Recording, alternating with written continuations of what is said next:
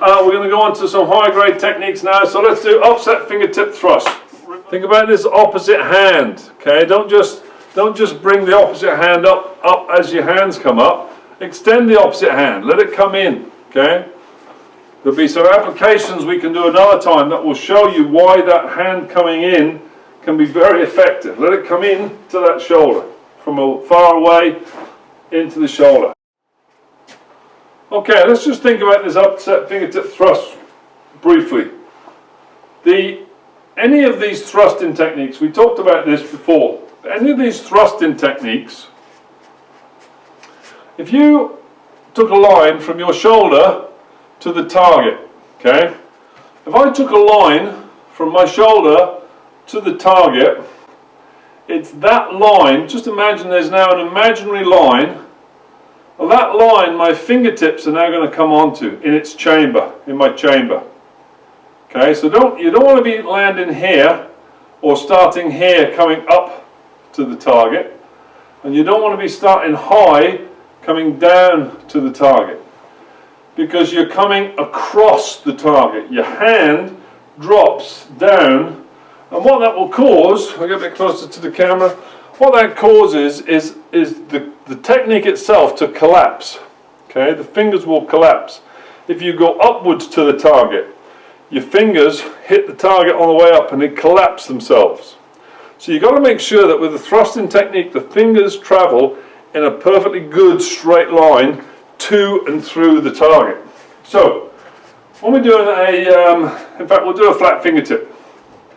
The fingertips, imagine this line from the shoulder to the throat, fingertips come up to that line. I haven't got a stick here to put on my shoulders to show you, but imagine I've now got a line here, my fingertips are going to sit on, it's at that line they're going to go through into the target. If it was solar plexus, the fingertips drop a little bit so that they are in line from the target, solar plexus target, to the shoulder. And it's at that point they then go through. And with the upset fingertip it's exactly the same. So if the target's now the groin, I drop the fingertips. So the fingertips travel, the fingertips in the chamber sits on the same line as that has to travel going through to the groin. Okay? And the reason for that is it will be a lot more accurate as you execute that. Ollie B, you'll be aware, I'm sure, with your pistol shooting, you know, you don't rise to the target, you pull the pistol in and you extend it for the same reason. So these fingertip thrusts are done exactly the same. Okay, so let's just think about this. Offset fingertip thrust, we're going to keep the fingertip on that line and drive it down to the groin so that it hits the target in a straight line, not crossing the target. If you're not careful, when you strike through, okay, with an elbow high, what happens is you throw the elbow and the hand then swings and chops in. Okay, I don't know if you can see that. Let me get a bit closer. So if I'm coming here and I pick the elbow up to do this upset fingertip thrust, the elbow high, by throwing the elbow, you end up causing, I'm exaggerating this now, but you run the risk of throwing the elbow and end up doing a chop.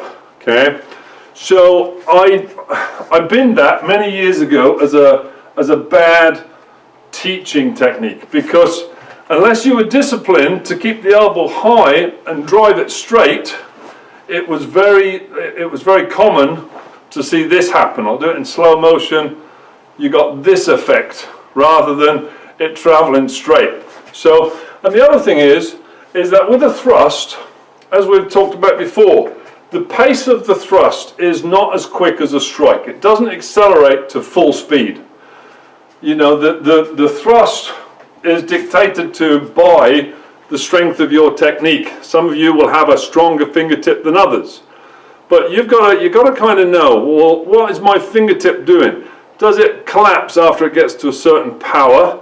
If it does, you know you're traveling too quick. So you've got to back off the speed so that you can maintain a good fingertip into the technique.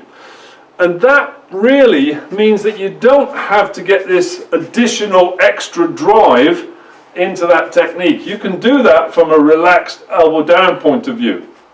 Okay, you can execute the technique arguably as well without having to expose yourself in terms of lifting the elbow up and running the risk of pulling that fingertip offline and causing it to chop. So yes, we're not encouraging high elbow anymore. All right.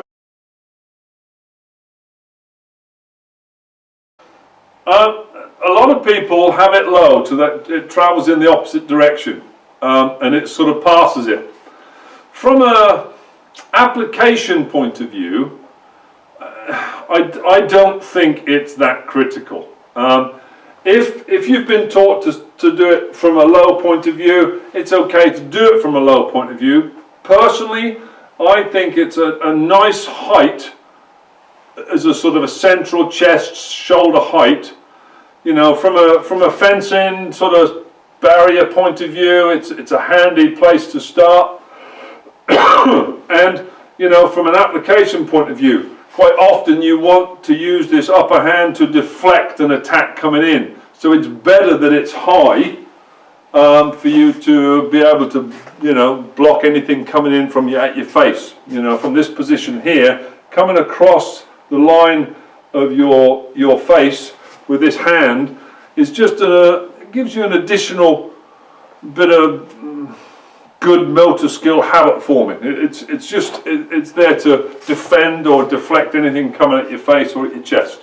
All right.